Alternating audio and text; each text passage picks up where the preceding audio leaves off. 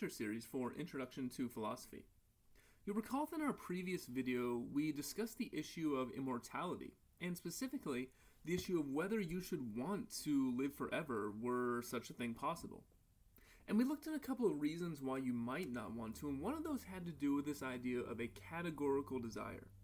And we said a categorical desire is a desire you would want to have fulfilled even if you were no longer alive. It's a sort of desire that gives you a reason to live. It gives you a reason to press on into the future. Another way of thinking about it is that a categorical desire is a sort of desire that gives a shape, purpose, and meaning to your life. Now, what we said in that video is that, well, if we have such desires, and we know that were we to live forever, those desires would be radically changed. We would no longer care about the same things that we do now. And that would mean our very sense of who we are and the fundamental values and commitments in our life would change. Then it might be that to live an immortal life is to undercut the things we care about most. And I also suggested in that video that it might be the case that the categorical desires we have give our life a meaning, give our life a purpose, explain perhaps an answer to the age-old question, what is the meaning of life? Now, of course, there's much more to say here, and because the question of the meaning of life is such a profound and foundational philosophical topic, it's worth us thinking more about this. Because I think it relates to many of the topics we've talked about thus far. What makes life go well? What makes our deaths bad for us? And ultimately, what is the purpose, fundamental purpose of our actions? Now, to begin here, in this video, what I'm going to do is not so much get into arguments about where meaning of life comes from, but I want to give us a sense of just what it means to ask questions about meaning. Right? When you ask a question about is a life meaningful, or what does it mean for a life to be meaningful, what kind of question are you asking? And to begin, I think we should consider for a moment the concept of a good life. Right? So philosophers will often talk about this. They say, well, obviously the sort of life you want to live is a good life. Nobody wants to live a bad life. And if you think about what it constitutes a good life as opposed to a bad life, you might come up with various elements. And here are just some examples, which I think many people would come up with. You might disagree with some, you might think more important are important than others. But I think for the most part, we can recognize these things as components of a good life. So first, things like happiness, satisfaction, and pleasure, getting the things you want, having pleasant experiences, feeling joy. Meaning and purpose, right? Having a sort of goal, having a purpose to your life, having something that pushes you forward. Freedom, autonomy, and control over what you do, right? So even if you're perfectly happy and feeling pleasure, you may not want to be controlled, right, by some other entity. You want to be in control, have a sense of control over your own life, feel like you're making your own decisions. Social connection with other people is vitally important for a good life. And also we might say moral goodness, right? Many philosophers have argued that you can't be truly said to live a good, happy, flourishing human life if you are a morally bad person. So you can quibble about various of these elements, but for our purposes, what I want to focus on are the first two. I want to think about what is the difference between living a life that is happy, living a life that is satisfied or pleasurable, and living a life that is meaningful, or living a life with purpose. And to get at this, I want to bring up a famous philosophical thought experiment given by the philosopher Robert Nozick in his book, The Examined Life. So I'm going to read through this thought experiment and say a few things about it. So first, here's the scenario he paints for us. Imagine a machine that could give you any experience or sequence of experiences you might desire. When connected to this experience machine, you can have the experience of writing a great poem, or bringing about world peace, or loving someone and being loved in return. You can experience the felt pleasures of these things, how they feel from the inside. You can live your fondest dreams from the inside. Would you choose to do this for the rest of your life? If not, why not? Now here are some caveats as well. Other people also have the same option of using these machines, which, let us suppose, are provided by friendly and trustworthy beings from another galaxy, so you need not refuse connecting in order to help others. Upon entering, you will not remember having done this, so no pleasures will get ruined by realizing their machine produced. So the idea is he imagines this machine which could give you any set of experiences you want. And once you're in the machine, you won't know you're in the machine. It'll feel just like normal life, right? So in reality, you might be sort of, your brain is just hooked up to a machine and your body's lying unconscious. But from your first person point of view, you're experiencing all the sort of experiences in life you might want to have. And so a way to think about it, although it might be a little creepy, is that for all we know, you could be in the experience machine right now. And actually, it's quite difficult to prove that you're not, but we'll set that aside. So the idea is you can enter this machine, have any set of experiences you want, and it would feel no different than real life. Now, let me add one other caveat here. Let's also, because you might say, well, Ryan, wait a minute. I don't know if I want to enter this machine because I'm not actually sure what set of experiences would bring me the most happiness, joy, or pleasure. Well, we can rectify that too. Let's suppose this machine can scan your brain, and based on scanning your brain, will know exactly what experiences would make you the happiest. And so whatever it is you need in your life to feel the most pleasure possible, the machine will set that life up for you, and you'll be able to simulate it within the machine. So of course the question he asks us here is, should you enter into the experience machine? And we can think about this in terms of those components of a good life I mentioned. So consider the first component I said was something like happiness, pleasure, satisfaction, right? Getting what you want or feeling joy and feeling pleasure. Now what's interesting about this machine, of course, is that if all that matters in life is pleasure, if all that matters in life is feeling happy and feeling joy and feeling bliss, then obviously the best choice for you would be to plug into the machine. Because there is no other path in life which would give you more pleasure, which would give you more happiness, which would give you more satisfaction. The machine knows exactly what will make you feel the maximum amount of pleasure you could feel in your life. And when you think about it like that, it certainly seems tempting. And right, you might say, well, look, if I were just living a life of complete pleasure with no pain, that would get boring or that would get monotonous, right? I need some sort of ups and downs in my life. I need some, so let's say you have the goal of running a marathon and maybe even winning a marathon. Well, the machine could program it such that not just you win the marathon right away, but you go through years of training. Maybe you suffer a horrible injury you have to come back from, and you train and work toward this goal, and then finally you achieve your goal, and that's when you feel the ultimate satisfaction or bliss or happiness. So if you need hardship in your life, the machine can, of course, program that in. That's not a problem. So what we're thinking about here is, what is the value of pleasure? Is life about packing the most pleasure you can into it? And when Nozick asks himself, would I want to plug into this machine, he says no.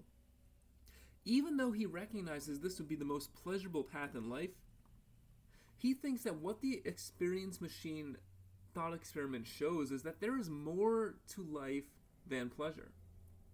And we can outline his reasoning in the following simple argument. So P1, if pleasure is all that matters in life, then the experience machine provides the best possible life. And that seems true. If the experience machine will give you the most pleasure, and pleasure is all that matters in life, then yeah, entering the experience machine would give you the best life. But P2, the experience machine does not provide the best possible life, so Nozick claims. So his conclusion is that pleasure is not all that matters in life. So we might wonder, well, wait a minute, what is the justification for P2? If we can have a life with complete pleasure, with the most pleasure possible for us, then what else could be so important that we would sacrifice that greater amount of pleasure? And Nozick identifies two things. One, he says, contact with reality.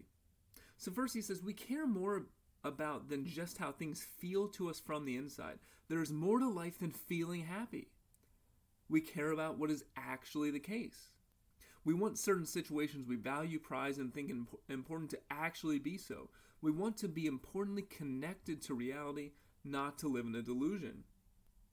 So in my previous example with with winning a marathon.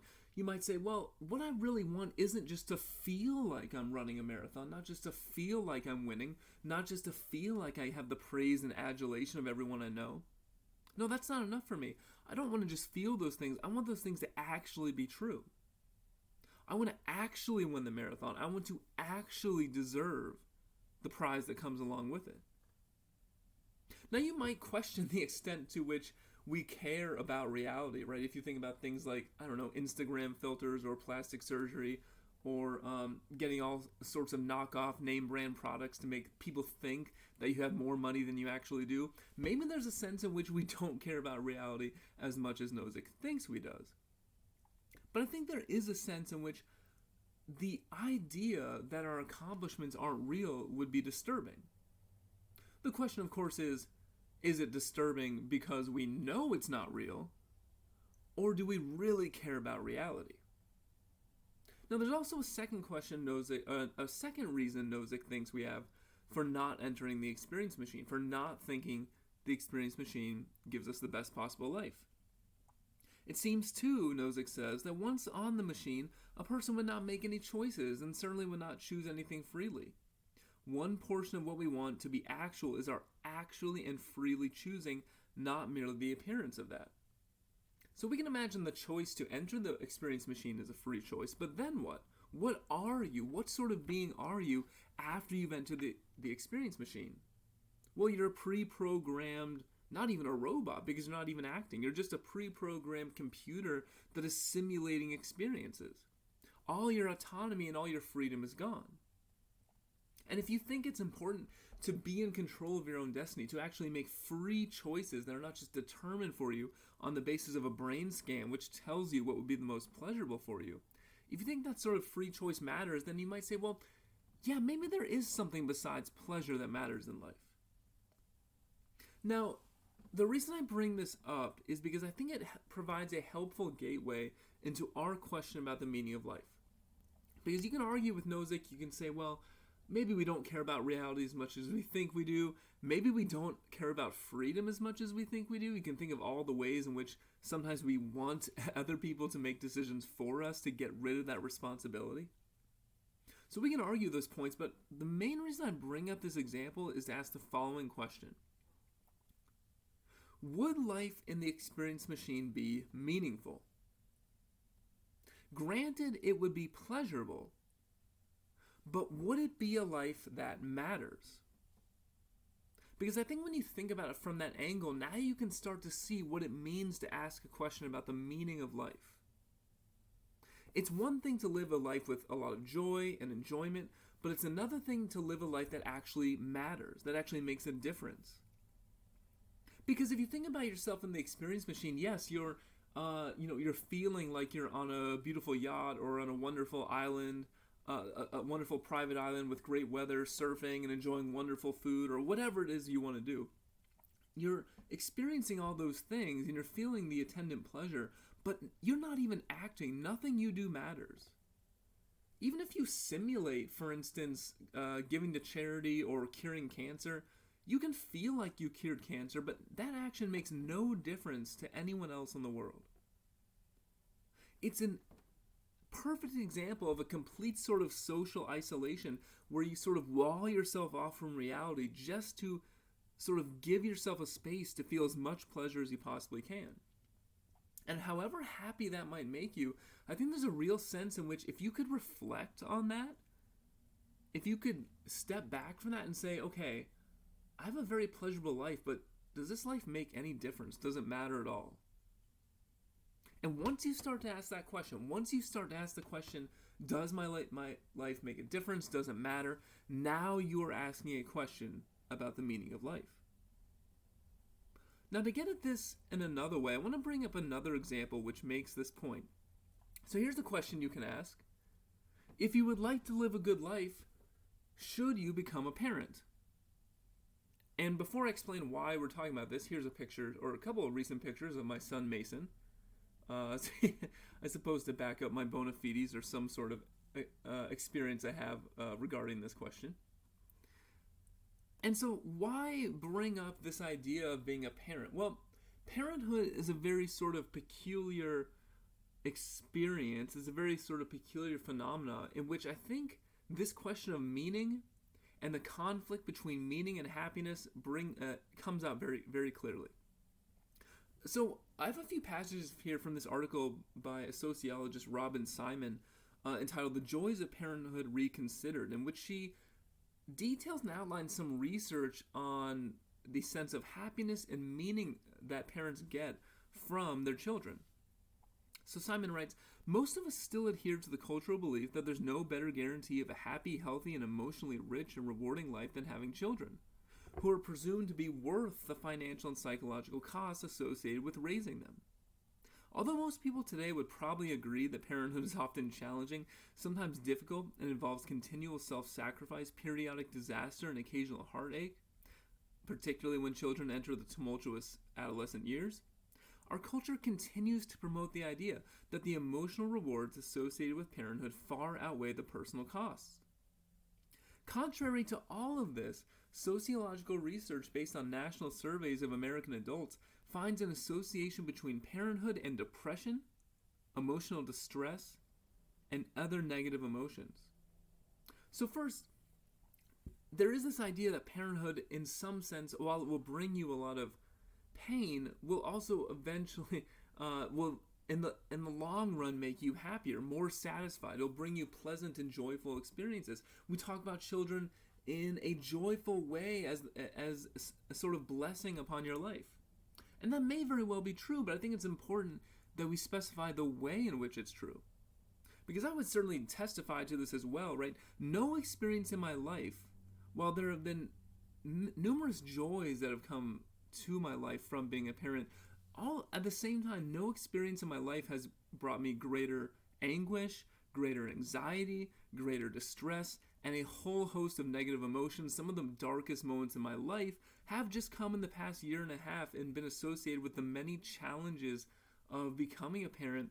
And not just, there were certain circumstances specifically associated with him that brought this about, especially early on, right after he was born, but also just in the way personally I had to completely reorient my life and my entire mindset to where I could no longer just sort of live for myself and my own freedom and autonomy and the things I wanted to do.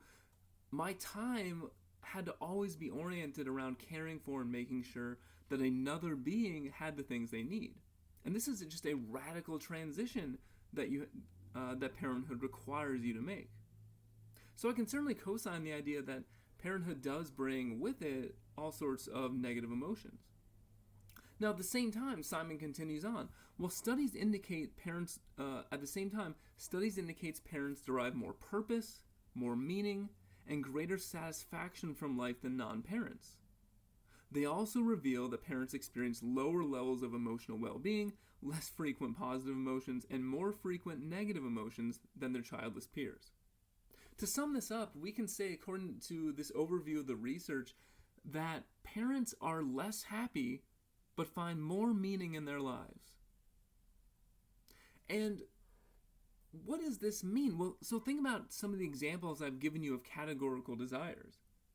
One example I gave you of a categorical desire, we might say, well, someone might want their child to succeed and achieve all their goals in that they want, to graduate college, to get the career they want, to find a significant other, to achieve all their dreams. A parent might want that for their child, and they would want that for their child even if the parent died. And that is a significant point, because it means the reason the parent wants that for their child is not primarily because of the pleasure it brings the parent. Because if the parent still wants that for their child even after the parent has died, then the parent's not getting any more pleasure from it. So parenthood is a project that is inherently having to do with purpose, it's long-term, it's goal-oriented, and one might say it's about living a life that is meaningful even if it's actually less pleasurable. It's the opposite of the experience machine, right? You might say the experience machine would be a way to live life with maximum pleasure and zero meaning. Something like parenthood is a personal sacrifice you take on, which might actually make you less happy in terms of pleasure and satisfaction in the long run, but perhaps can provide you a greater sense of meaning. And Simon goes on to say that the reason in our culture that we often talk about parenthood as being a source of joy and happiness is because of this confounding hypothesis, as it's so called. It's the idea that people tend to confuse happiness with meaning. These are different things, but we tend to conflate them and think they're the same. People thus may interpret or mistake the rewards of parenthood, which they know exist, as happiness, when they have more to do with meaning. Meaning can be defined as having a sense of purpose and direction in life, that one's activities and efforts make sense and is part of something larger than oneself. And of course, that's exactly what's lacking in the experience machine scenario. There is nothing larger than yourself you're working toward. Everything is just in terms of your own personal pleasure. Okay, so that is to say, this is how I conceive of the difference between happiness and meaning. And our question is going to be a couple of related questions that we're going to focus on about meaning, which again has to do with purpose, something larger than yourself. A life with meaning is a life that matters. So we're going to ask questions like, does life have meaning? What does it mean to live a meaningful life? And if we can live meaningful lives, where does that meaning come from? From ourselves? From society? From a being like God? And one of the readings I'm having you do for this week is by Richard Taylor, entitled The Meaning of Life. In the very first paragraph of that reading, he talks not about those questions, but just about the very act of asking about the meaning of life. So he says, the question whether life has any meaning is difficult to interpret. And the more you concentrate your critical faculty on it, the more it seems to elude you, or to evaporate as any intelligible question. You want to turn it aside as a source of embarrassment, as something that, if it cannot be abolished, should at least be decently covered. And yet I think any reflective person recognizes that the question it raises is important, and that it ought to have a significant answer. The thing that really strikes me about this passage is he says that the question itself can be a source of embarrassment. Now, why would this be? Well, think about your normal day-to-day life. You go to school, you go to work, you go to the store, maybe you exercise, right? You take care of your children, you take care of other family members, you are there for your friends. Like, you have all these day-to-day sort of activities that you're engaged in, and oftentimes we're just so engaged in our immediate activities that we fail to think about anything beyond that. Right, so as you're going to school, as you're going to work, for instance, ask yourself the question, where are all these actions going? What is the purpose of all these actions? Where are these actions leading me? Ask the most fundamental question, why am I doing all these things? And it might be likely that because of how busy life makes us, because of how demanding life can be, how much it demands our constant attention to just the daily tasks and chores of every day, that you may have never really thought about this. You may have never thought about it in a serious way. And I think to a certain extent that could be a source of embarrassment to a human being like we all are with reason. Because it's very odd to say, yeah, I'm super invested in school and work and my family and all these other things I'm doing, but I have no idea why I'm doing it. I've never really thought about what the ultimate purpose of my life is.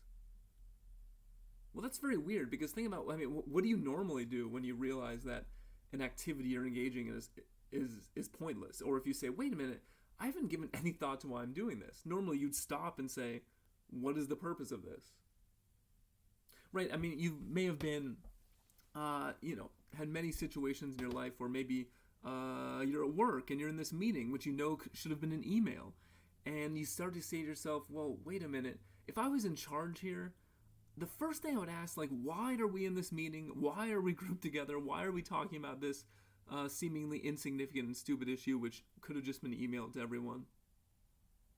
We don't normally engage in activities on a day-to-day basis for which we think there's no purpose to them, which they're pointless, because activities take energy, and why expend energy on pointless issues? But why don't we ever ask that question about our life as a whole? Why don't we ever ask the question of what is the ultimate purpose of my life toward which I'm engaging all my energy? And I think part of the reason this could be a source of embarrassment is, one, because we don't ask this question, yet we still continue to act and do things. And two, there's a more disturbing element here. It may be the case that we're worried that if were we to ask that question, the answer might be that there is no meaning. We might all accept that there's a meaning to going to school, to get a job, getting a job, to get money. There's a purpose to getting money, to get a house, and the other things you need. But when we ask that about life as a whole, we might be worried and legitimately scared that we're not going to be able to give an answer to what the purpose or point is of our entire life. And that's a disturbing thought, because it would mean ultimately that nothing you do matters. And if nothing we do matters, then we have a serious existential crisis on our hands about what the point of living is in the first place. And I think that's why Taylor says that any reflective person recognizes that this question is important and it should have a significant answer. When you start to think about the question, and I don't know, maybe you're better off not thinking about it, but now we are. When you start thinking about this question, he thinks you'll inevitably realize you need to have an answer to it to make sense of your life. And over the next few videos, that's exactly what we're going to attempt to do. But I will cut that there. As usual, I hope this video was helpful, and I will see you in the next video.